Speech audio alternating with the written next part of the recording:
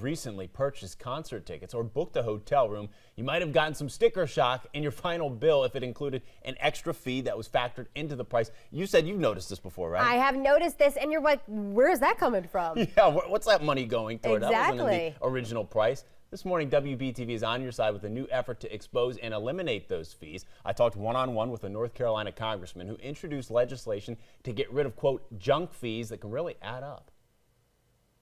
Abby Hardy of Charlotte is a big music fan and loves going to concerts with her friends. I swear I go to a concert or a show every other weekend, whether it's at a local venue or, one of our bigger venues in town. It's just something that really gets me going. This is one of Hardy's videos from a recent concert.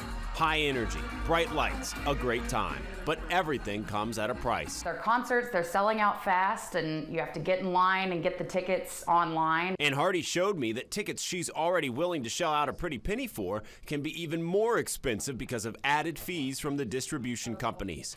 For example, this ticket she purchased for a concert in April was being sold for $29.50.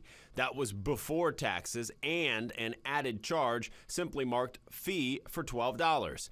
Her total ended up being $44.30 for the ticket marked $29.50. What have been some of the biggest jumps you've seen when you're like looking at the purchase price and then you get the total bill and you're like, wait a second? I've seen 50% before for a concert that I'm going to this summer.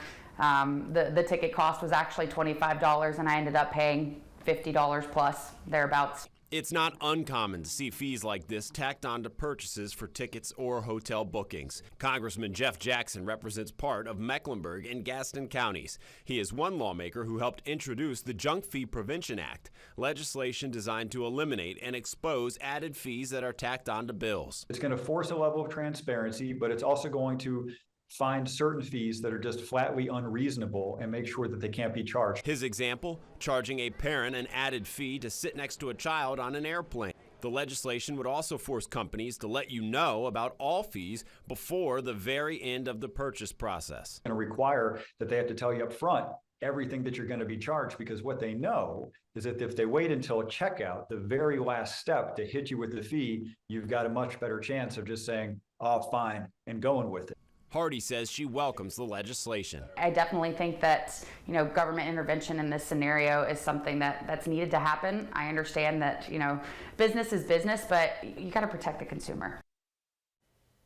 That federal bill was referred to a subcommittee in early April. I did reach out to major ticket distribution company Ticketmaster, asking them about this legislation. They did send me a statement. Reads, quote, Ticketmaster strongly supports ticketing reforms that will benefit artists and fans, prevent fraud, and clean up fraudulent practices in resale markets. We stand ready to work with the president and Congress on many common sense ticketing reforms, while also speaking out against proposed legislation that would benefit scalpers over artists and fans.